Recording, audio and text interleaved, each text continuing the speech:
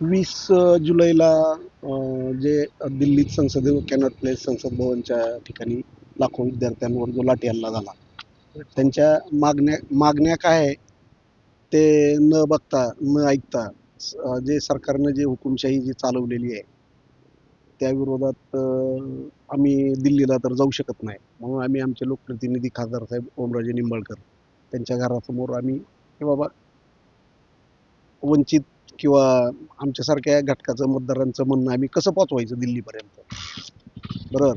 त्यासाठी आम्ही एक दिवस धरणे आंदोलनासाठी बसलेलो आहे. काय बोलणं झालं का? नाही झालं अजून तर काय बोलणं नाही झालं.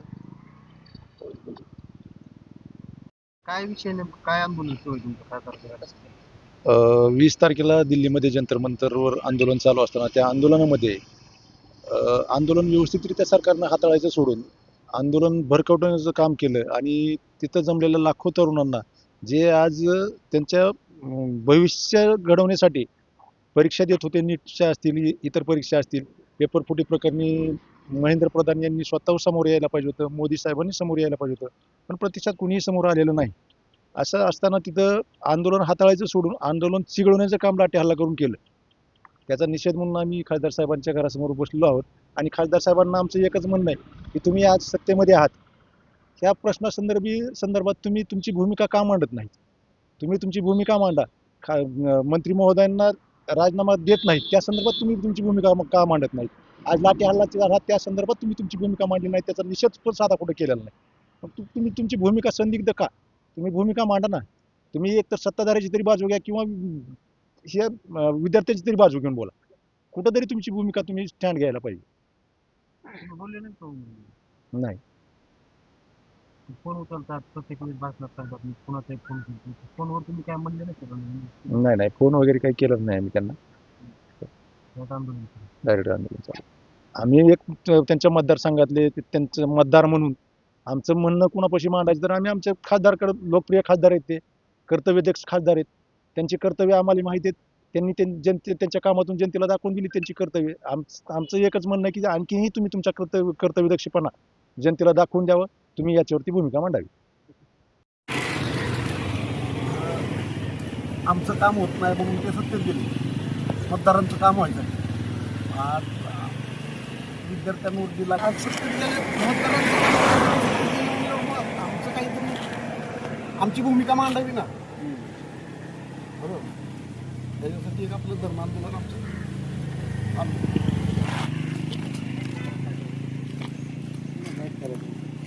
अमित बुमार काय करायचं नाही, बाईट करायचं आपण.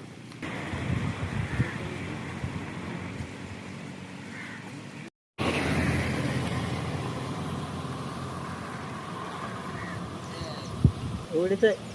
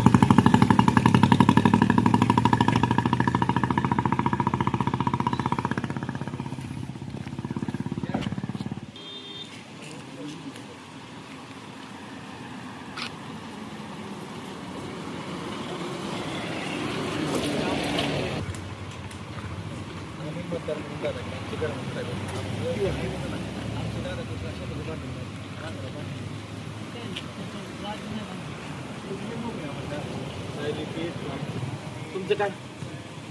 काय नाही, मी कवर करायला आंदोलन.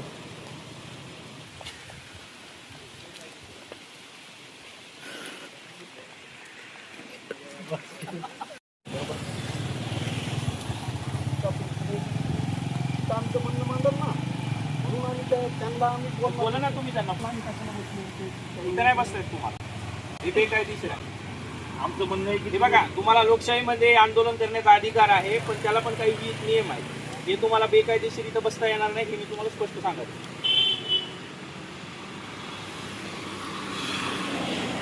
आमचं म्हणणं एकच आहे की तुम्ही एक कळवलं नाही आमच्या पोलीस